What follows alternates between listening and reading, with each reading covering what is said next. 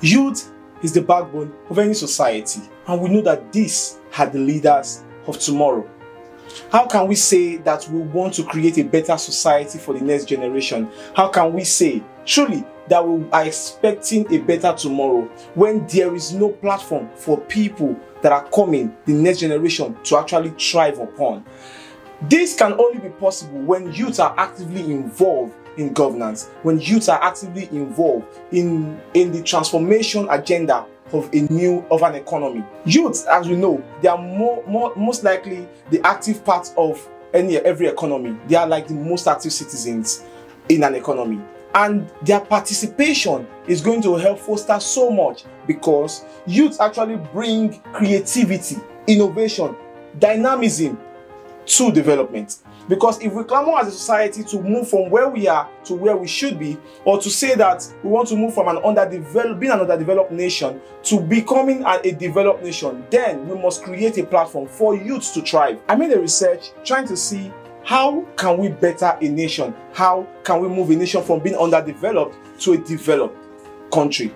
And I saw that this is actually possible when we are able to negotiate strategic political relations, and this can only be better when we have youth, because youth are actually having improved communication skills. Youth have these skills to communicate better, and if they can communicate better, then that means that we'll be able to strike this political relations, and then we can move our nation from where we are to where we should be.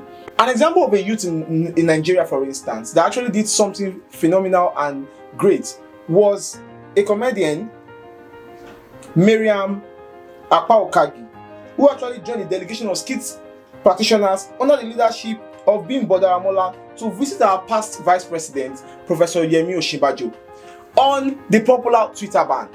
We all know that actually social media has taken a new turn, because many people actually use this to actually make it as a source of living. Miriam was actually able to move and lift the Twitter ban, thereby making many more Nigerians that actually use Twitter as a social tool of communication, Twitter as a social tool for work and a means of livelihood. She was able to restore the joy in these people. I strongly believe that the most important relevance of youth in governance will be at the point of decision making.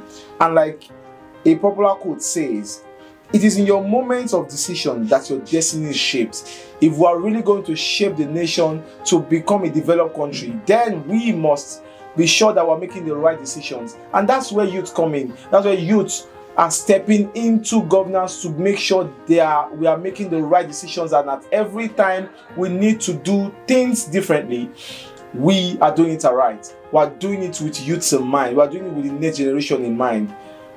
Thank you.